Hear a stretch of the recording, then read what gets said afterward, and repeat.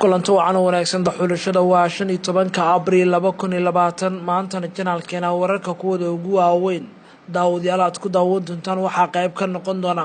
ammaanka wadaadka Mukhtaar Roobo xiran dowladda oo qalqal la geliyay kadib dil ka dhacay dhismaha uu deganaa ee nawaaxiga madaxtooyada wararkii ugu dambeeyay iska horimaadkaas iyo waliba qasaaraha ka dhashay aan eegi doonaa wasiir maareeye oo warqad lahjad adag ku qoran kaga falceliyay eedeymo baraha bulshada maalmaha loogu jeedinayay xog culus oo ku saabsan farmaajo iyo dani oo qadka telefoonka ku wada hadlay iyo hal arin oo ka soo korortay wada hadalkooda maxaa ka jira in xaaf lacag uu ku bedeshay tanaasulkii qoorqoor iyo xog cusub oo la helay faahfaahin dheeraad oo laga helay dagaal culus oo ka dhacay Muqdisho iyo qasaaraha ka dhashay deeqdii Imaaraadka ee shalay ka soo dejiyay Muqdisho oo noqotay mid siyaasadda Soomaaliya waji kale u yeeshay alfanaan Cumar Shooli oo xalay ku geeriyooday Muqdisho taariikhda fanaankaas oo kooban iyo dawladdu waxay ka tiraahdeen dawladda Soomaaliya oo soo bandhigtay kiisas cusub oo ku saabsan cudurka COVID-19 ee dhaqaatiir caan oo ku dhacay Rasaare Kheyran wuxuu lacag malaayiin dollar markan u fasaxay maamul goboleedyada iyo gobolka Banaadir si ay ula tacaalaan cudurka qodobadaas iyo kuba kale ayaa qayb ka noqon doona wararkeena maanta kuwada ugu waaweyn maanta Arbacada waxaan gudagalaynaa wararkii hordhaca daawateen faahfaahintooda iyo dul istaagi doonaa xaaladda wadaadka u xiran Mukhtaar Roobo Abu Mansuur dawladda Soomaaliya u xiran yahay iyo waliba rasaas gurigiisa ka dhacday oo dad ay ku dhinteen ayaan eegaynaa faahfaahin dheeraad ayaa ka soo baxaysa shaqaaqa sababtay dil xalay ka dhacay guriga lagu hayo wadaadka dawladdu ay xabsiga u taxawday Mukhtaar Roobo Cali Abu Mansuur kaas oo wali ku xiran xabsi ku yaala dawladda waa xabsi ku yaala magaalada Muqdisho gacanta dawladdu ay ku hayso kadib markii 2018 laga soo qabtay magaalada Baydhabo caasimadda ku meel gaarka Koonfur Galbeed xiligaas uu tartamayay tartankii doorashada ee maamulka wararka ayaa sheegay in dilka loo geystay mid ka mid ah askarta ilaalada ka haysay gurigaas kaas oo dilkiisa ay fuliyeen rag hubeysan oo aan la aqoonin cid ay ka tirsan waxaa la sheegay in dableyda ay baxsadeen marxuum kala dilay waxa lagu magacaab jiray Aweys Cabdullaahi Xaashi kaas oo ka tirsan ciidanka nabad sugidda ilaalada ka haya xabsiga guriga la dejiyay wadaadka gacanta dawladda ku jiray Mukhtaar Roobo Abu Mansuur sidoo kale wararku waxa inta ay ku direen dilka uu ka mid ahaa waa in dilku ahaa mid kama sida ay ila xogaal ay sheegeen halka wararka qaar ay sheegeen dilku mid ku talagal ah dabley hubeysan ay dishayna baxsadeen ma jirto wali wax hadal oo ka soo baxay laamaha ammaanka ee dawladda dhacdadaasi balse wararka ayaa sheegaya in gacanta lagu dhigay dableyda dilkaasi ka dambeysay arintan ayaa sidoo kale la sheegay inay sababtay qalqal ku yimaada ammaanka guriga Sheekh Mukhtaar Roobo oo horey kaga soo goostay kooxda Al-Shabaab tan iyo sanadkii 2018 markii laga soo xiray wadaadkan Baydhabo ayaa waxa lagu hayay xabsi ku yaala hay'adda Nisa oo ay gacanta ku hayso kaas oo xabsi guri magaalada Muqdisho ma jirto faahfaahin macluumaad badan ku saabsan intaas wax ka baxsan dhanka kale ma jirto wax warar ka soo baxay dawladda federaalka Soomaaliya ee ku aadan dhacday shaqaaqadii xalay wasiirka warfaafinta Soomaaliya Maxamed Cabdi Xayir Maareey ayaa si adag lahjad adag waliba kaga falceliyay eedeymo iyo dhaleeceyn baraha bulshada labadii cisho ugu dambeeyay si weyn wasiir Maareey uu kala kulmayay wasiirka warfaafinta dhaqanka iyo dalxiiska xukuumadda Soomaaliya ayaa ka jawaabay eedeymo maalmihii dambe la soo dhaafay la wareejinay baraha bulshada taas oo lagu gafayay sumcadiisa wasiirnimo iyo guud ahaanba wasaaradda qoraal uu soo dhigay bartiisa Facebook iyo qoraal uu soo dhigay gaar ahaan baraha warka lagu faafiyay wasaaradda warfaafinta qaranka ayuu wasiirka warfaafinta waxa uu ku sheegay in maalmihii dambe qaladaad waa in warbixino qaladaad la faafinayo qoraal aan sax ahayn laga abuuray oo si qaldan loo faafiyay taas oo ku sheegay in ay shaqo u gaar ay tahay waa shaqo u gaar ah gabdhaha wariyaasha uu doonayay telefishinka qaranka soo bandhigay laga been abuuray qoraal qaldan laga buuxiyay sida uu sheegay wasiirka sidoo kale qoraalka waxa lagu sheegay in warqadaasi ka soo baxday xafiiska wasiir Maxamed Cabdi Xayir Maareeye isla markaana xitaa uusan ku lug lahayn xafiiska wasiirka aniga oo wasiir Maareeye waxba kale ma socon warqadaas ayuu yiri Maxamed Cabdi Xayir Maareeye oo toddobaad kadib ka hadlay warqadii baraha bulshada qabsatay waxa kale oo qoraalka lagu xusay in dadka eedeymahan iyo waliba dacaayadaha u jeediyay wasiirka ayna kuwa siyaasiyiin iyo kuwa dana gaar ah leh wasiirkan waxa uu ku hanjabay in talaabo cad laga qaadi doono shakhsi walba ay ku xadgudbaa aniga ayuu yiri kuwaas uu sheegay in sharciga la tiigsan doono qoraalka oo lahjad adag ku qorneyd ayuu wasiir maareeye iska baryeelay warqad toddobaadkan ka soo baxday wasaaradda warfaafinta taasoo lagu dalbanayay laba ka mid a gabdho wariyaal ah ee ka shaqeeya tv-ga dowladda laakiin shuruudaha ayaa waxaa ku jira ereyo qaarkood taasoo buuq badan ka dhex dhelisay baraha bulshada keentayna falcelin badan iyo dhaleeceen wasaaradda ay kala kulanto ummadda xog culus oo ku saabsan farmaajo iyo dani oo telefoonka ku wada hadlay iyo arrin ka soo korortay aan eegi doonaa madaxweynaha jamhuuriyadda Soomaaliya Maxamed Cabdilaahi Farmaajo yaa xalay qadka telefoonka kula hadlay madaxweynaha Puntland Saciid Cabdilaahi Dani waxayna kala hadleen waxa ay labada dhinac ka wada hadleen qaabka ay u wada shaqeyn lahaayeen dagaalka ka dhanka cudurka COVID-19 Puntland ay gacan ka heli leedahay dowladda federaalka madaxweynaha ayaa u sheegay Dani in muhiim ay tahay in meel lagu soo wada jeesto wixii khilaaf ahna la xaliis afgarad lagu dhameeyo isla markaana iskaashi si wada jir ay u sameeyaan iskaashigaas oo lagu hortagi doono cudurka coronavirus kaasoo farabaan ku haya adduunyada inteeda kale sida aan xogta ku helnay madaxweyne Dani ayaa aqbalay dalabka madaxweyne Farmaajo wuxuuna ballan qaaday in aan la siyaasadeen dagaalka coronavirus isla markaana si xagar la'aan loogu shaqeeyo dhanka bini'aadanimada ah madaxweynaha maamulka Puntland ayaa dhawaan shaaciyay in aan la siyaasadeyn doonin cudurka ku sii faafaya Soomaaliya muhiimaduna ay tahay in hal meel loogu soo wada jeesto oo la keeno go'aano lagu xakameynayo cudurkan ayuu yiri madaxweynaha Puntland Saciid Cabdilaahi Dani warka Dani ayaa ku soo aadaya xilli viruskan si ba'an ugu saameeyay adduunyada oo dhan gaar ahaan Soomaaliya oo ku sii fidaya marka loo eego viruskan warbixinadii ugu dambeeyay iyo kiisas cusub oo soo baxay haddaba dhanka kalena dowladda federaalka Soomaaliya gaar ahaan wasaaradda caafimaadka ayaa shaacisay kiisas cusub oo ku saabsan cudurkan iyo sidoo kale inay jiraan dhaqaatiir caan ah oo cudurkan laga helay wasiirka caafimaadka iyo daryeelka bulshada ee xukuumadda federaalka Soomaaliya Fawziya Abiykar Nuur ayaa bogaadisay kaalinta dhaqaatiirta kalkaaliyaasha iyo howlwadanada caafimaad ee ka qaadanayeen badbaadinta shacabka iyo dagaalka lagula jiro xakameynta faafitaanka COVID-19 waxa ay sheegtay wasiir Fawziya in 8 ka mid ah dhaqaatiirta ka howlgala gudaha dalka ayaga oo ku howlan badbaadinta dadka uu saameeyay cudurka COVID-19 in dhaqaatiirtaas uu ku dhaco cudurka oo laga helay 8 ka mid ah sidoo kale waxa ay sheegtay in xilligan uusan soo kordhin kiisas cusub oo la xiriira cudurka coronavirus waxaana dadka Soomaaliyeed ugu baaqday inay qaataan talaabooyinka caafimaad ee hay'adaha caafimaadka ee dowladda federaalka ay bixinayaan kuwaas oo bulshadu ay la wadaagayaan kiisaska la xiriira cudurka coronavirus ee Soomaaliya ayaa waxa uu gaaray ilaa 60 ruux kuwaas oo laba ka mid ah ay u geeriyoodeen cudurka halka inta kale la sheegay xaaladooda caafimaad la tacaalayo dowladda federaalka Soomaaliya ayaa wada qorshayaal badan oo lagu xakameynayo cudurka iyadoo dowladdu bandow ku soo rogtay caasimadda Soomaaliya Muqdisho bandowgaas oo caawa ka dhaqan gali doona maxaa ka jira in Xaaf Axmed Ducaale Gelle Xaaf oo lacag uu ku bedeshay tanaasulka qoorqoor u tanaasulay xilkan uu ku wareejiyay ayadoo 12kii bishan aan ku gudi jirno uu dhacay xafladda maamulkaasi Galmudug xilka kula wareegay madaxweynaha Galmudug Axmed Cabdi Kaariye Qoorqoor xilkan uu ku wareejiyay madaxweynihii hore ee Galmudug Xaaf ayaa waxa soo baxay macluumaad ku saabsan in Axmed Ducaale Gelle Xaaf la siiyay mashaariic lacag fara badan taasoo keentay in xilka uu wareejiyo balse wararkaas ayaa ah mid soo taray dhowrkii cisho ugu dambeysay Xaaf oo ka hadlaya xafladda xil wareejinta ayaa sheegay inuu u tanaasulay madaxweynaha cusub ee Galmudug Axmed Cabdi Kaariye Qoorqoor sidoo kale shacabka reer Galmudug u tanaasulay xildhibaan Cabdiweli Cali Maxamed oo ka mid ah xildhibaanada golaha wakiilada Galmudug ayaa sheegay in go'aankan uu qaatay Xaaf uu ahaa mid aad u wanaagsan asagoo sidoo kalena beeniyay wararka sheegay in lacag la siiyay Xaaf inuu tanaasulay taasna ay sabab u heedeen Xaaf asaga ayaa garwaaqsaday inuu u tanaasulo madaxweyne Qoorqoor iyo shacabka reer Galmudug ama danta Galmudug ma jirto lacag uu qaatay ayuu yiri xildhibaankan dhanka kale xildhibaanka ayaa madaxweynaha cusub ee Galmudug Axmed Cabdi Kaariye Qoorqoor ugu digay inuusan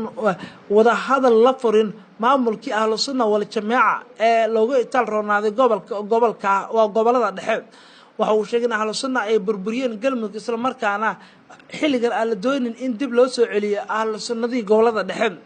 dhawaan ayaa ahayd markii Xaaf uu sheegay inuu u tanaasulay madaxweynaha cusub ee Galmudug Axmed Cabdi Kaariye Qoorqoor xaflad ka dhacday magaalada Dhuuso Mareebo tanaasulkaasi ku sheegay taas oo ugu dambeyn xilka la wareegay madaxweynaha la doortay ee Galmudug imaaraadka carabta deeqdii uu keenay waxaa la sheegay in ay noqotay mid weji kale u yeeshay xaaladda Soomaaliya baaritaan dheer kadib waxaa la ogaaday in diyaaradda soo deertay dowladda imaaraadka carabta ay shalay kasoo degtay garoonka diyaaradaha magaalada muqdisho kaas ay dowladda Soomaaliya ay sheegtay inay keentay deeq caafimaad oo ka timid imaaraadka carabta diyaaraddan ayaa waxaa saarnaa 23 tan oo lagu sheegay inay tahay agab caafimaad oo loogu talagalay kahortaga cudurka COVID-19 hase yeeshee xubno ka tirsan wasaaradda arrimaha dibadda ee Soomaaliya ayaa tan iyo shalayba janaalkiina xulashada uu sheegay in markii la furay baakadaha laga waayay wax qalab ah oo dawo ah balse sida ay kaliya ila xogagaal ay arkeen ay sheegayaan in la arkay waxyaabo yar oo baakadaha ku jira badise daawada la sheegay in diyaaraddu ay keentay badi laga waayay baakadihiisan jaleysnaa ee lasoo dejiyey sarkaal inoo warramay kaasoo ka tirsan wasaaradda arrimaha dibadda ayaa sheegay in xitaa aysan xaqiijin karin in saabuunta imaaraadka ugu deeqay Soomaaliya ay tahay mid dili karta fayraska corona ama mid alkulaab caadiyanba saabuunta gacmaha loo adeegsado kaliya waa nadaafad waxaana badanaaba loo adeegsadaa musquladaha mana cadda in tani imaaraadka ay keeneen tahay mid ka duwan kuwa haddaan isticmaalno ayuu yiri sarkaalkan ka tirsan wasaaradda arrimaha dibadda oo nala hadlay arrintan waxa aad kaga yaabisay mas'uuliyiinta dowladda ayaga oo markii hore islaha dowladda imaaraadka waxay ku wareejisay qalab caafimaad oo lagu daweyn karo qalab cudurka COVID-19 nasiib darro qalabkaasi waa la waayay waxay naqdeen saabuun ayuu yiri sarkaalkan wasaaradda arrimaha dibadda ayaa isla galabtiiba imaaraadka carabta kaga mahad celisay deeqdan waxaana lagu sheegay qoraal ka soo baxay wasaaradda arrimaha dibadda Soomaaliya kaalmada caafimaad inay u aragto hadiyad muujin heer wanaagsan iyo xiriirka labada dal imaaraadka iyo Soomaaliya waxay aad kaga mahad celinaysaa imaaraadka carabta kaalinta caafimaad ay ka geysanayaan iyo waliba heerka wanaagsan ay muujiyeen xiriirka labada dal labada shacab iyo labada walaale ayaa lagu yiri qoraalka wasaaradda xiriirka Soomaaliya imaaraadka ayaa lacag badan ku taagneen tan iyo horaanta 2018 waxaana guud ahaan burburay xiriirka markii imaaraadka ay albaabada isku dhufteen xiriyo ciidamada dawladda ay ku tababarayeen oo ay ku lahaayeen magaalada Muqdisho ugu dambeyn warar dheeraad ayaa ka soo baxaya dagaal ka dhacay caasimadda Soomaaliya ee Muqdisho warar dheeraad ayaa ka soo baxaya dagaal muddo daqiiqada ka soconaya xaafad ka mid degmada Muqdisho gaar ahaan degmada Kaaraan dagaalkaas oo dhexmaray ciidamo ka wada tirsan dawladda dagaalkan waxa uu si gaar ah kaga dhacay agaarka xaafadda la yiraahdo Marino ee degmada Kaaraan waxaana la sheegay inuu yimid kadib markii ciidamo isku qabsadeen qarsoodi lagu soo galiyay Muqdisho degmo ka tirsan gobolka Banaadir ayaa xalay waxaa laga maqlay dhawaaqa rasaasta waxaana la sheegay inay Kaaraan ahayd dagaalkan uu salka ku hayay ciidamada ammaanka oo isku qabsaday qarsoodi ah oo Muqdisho la soo geeyay ilaa hadda wali lama oga qasaaraha ka dhashay dagaalka xalay ka dhacay Kaaraan ee gobolka Banaadir gaar ahaan xaafadda Marinayo walina xog badan lagama helin dagaalkan iyo qasaaraha ka dhashay dowladda federaalka ayaa horey u mamnuucday in dalka aan la keeni karin qaad laakiin sidaas ay tahay Soomaaliya waxa la geeyaa qaad qarsoodi ah magaalada Muqdisho xalay fiidkii waxa ku dhintay madaaliye hobalada Waabari Cumar Cabdulle Shoole iyo ku magac dheeraa waayii dambe wuxuu la xanuunsanayaa cudurka macaanka kaas oo uu noqdo cudur khatar ku ah noloshiisa koobana ku jiray 3 usbuuc ugu dambeysay cudurkaas ayuu u dhintay Cumar Shoole waxa uu ku dhashay degmada Afgooye ee gobolka Shabeellaha Hoose sanadku markuu ahaa 1940 wuxuuna ku geeriyooday da'da 8 sano jirka sida uu noo xaqiijiyay wiilkiisa Axmed Cumar Cabdulle Shoole abwaan xirsi dhuux Yuusuf gudoomiyaha golaha abwaanada Soomaaliyeed oo la hadlay channelkeena YouTube ayaa waxaan ka waramay ama aan ka xog wareysanay taariikhda Allah u naxariisto Cumar Shoole doorkii uu ku lahaa fanka xilligii dawladii kacaanka iyo waliba shakhsi ahaan waxa uu ka garanayo Cumar anagoo wax badan aan ka weydiinay gudoomiyaha golaha abwaanada qaranka ee Soomaaliya abwaan xirsi dhuux Yuusuf gudoomiyaha golaha abwaanada ayaa nooga waramay taariikhda iyo doorka fanaankan uu ku lahaa Allah u naxariisto Cumar Shoole waxa uu ahaa howlkar wuxuu ku mutaystay magaca madaaliye hobalada Waabari fanka waxa uu bilaabay dhowr iyo 60 sano ka hor ayuu fanka bilaabay waxa uu kamid ah fanaaniintii lagu aasaasay hobalada Waabari Cumar waxa uu sidoo kale ahaa nin aan balwad lahayn waxuu ifka kaga tegay 21 caruur ah tiro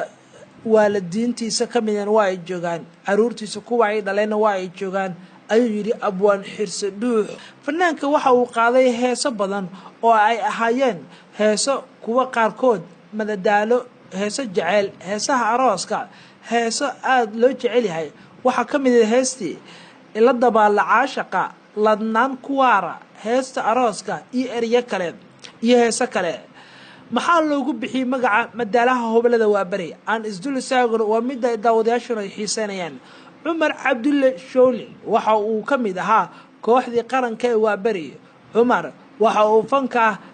fanaaniinta kala dheeraa ama kaga duwanaa inuu ciyaari jiray kaalmo kala duwan sida qaadida heesaha tumida muusiga iyo waliba jilliinka oo aad ugu dheeraa waa inuu noqdo mar fanaan heesa qaada inuu tumo muusiga inuu mararka qaar ka qayb qaato jilliinka heesaha qoobka ciyaarka iyo inuu qaado heesaha xamariga iyo kuba kalaba mar la wadiyo Cumar Shooli sababta loogu bixiyay madaalaha hobalada waa bari ayuu sheegay inuu ahaa nin howlkar badan oo howl badan qabta asagoo uu sheegay in dadku ka yaabiyay in Cumar Shooli oo dadku ay dhihi jireen ma Cumaryaalo badan ayaa jira waana sababta lagu bixiyay ayuu yiri madaalaha hobalada waa bari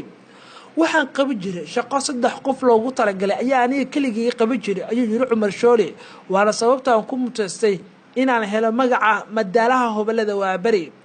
Cumar Allah u naxariiste waxa uu sheegay in mararka qaar ay dhici jirtay in hal habeen uu ka qayb galo dhowr barnaamij taas oo xitaa dadka shaki badan gali jirtay inay jiraan Cumar Shooliyaalo badan oo aniga ah waxa uu soo xasuustay taariikh dhacday sanadkii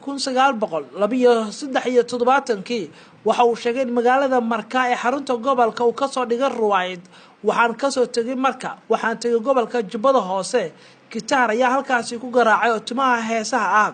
isla subaxiina waxaan ka qayb galay barnaamijkadiisa oo TV-ga dawladda ka baxay dadku waxay yiraahdeen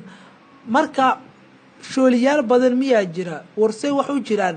shooligii xalay Marka joogay ma shooligii xalay Kismaayo joogay ma shooligii Muqdisho saaki jooga ee kiiska ka qayb galaya magaca madaalaha ayuu sheegay in sidaas uu ku baxay Allah u naxariistay wareysigu bixin waxa uu sheegay Cumar Shooli in magaca madaalaha hobalada waa bari uu sheegay in markii dambe uu bixiyay magacaasi oo la jeclaaday wariyihii geeriyooday Allah u naxariistay Cabdullah Nuuruddin Ahmed Allah u naxariistay fanaanka Cumar Shooli waxa uu ahaa nin naanees badan leh waxa uu ka mid ahaa magaca inta badan dadka Soomaaliyeed u yaqaanaan Shooli oo magaca yaraantiisa asxaabtiisa u bixiyeen mar wax laga weydiiyay magaca Cumar Shooli waxa uu ku jawaabay waxaan ku fiicnaa dabaasha xeebta Liido waxaan ahaa nin waa ninka koowaad ama ninka labaad ama ninka saddexaad marka loo eego dabaasha dalka waxaa jiray kaluumaysato badan oo ina dabaasheeda aad kaga dheeriyay markii dambe saaxiibadii ayaa igu gartay inay ugu magac daraan Shooli sidaas ayuu ku baxay ayuu yiri magaca Cumar Shooli caanka ku noqday Allah u naxariisteena Cumar Cabdulle Shoolina xalay ayuu ku geeriyooday magaalada Muqdisho waxuna eeladiis iyo qoyskiisu ay sheegeen in uu saneeyeen wax daryeelkii uu mudnaa inuu helo Cumar laakiin waxay sheegeen in daryeelkaasi way taariikhdii koobaneed aan ku eegeynina Allah u naxariisto Cumar Cabdulle Shooli saaxiib halkaas ayaan ku soo gabagabeen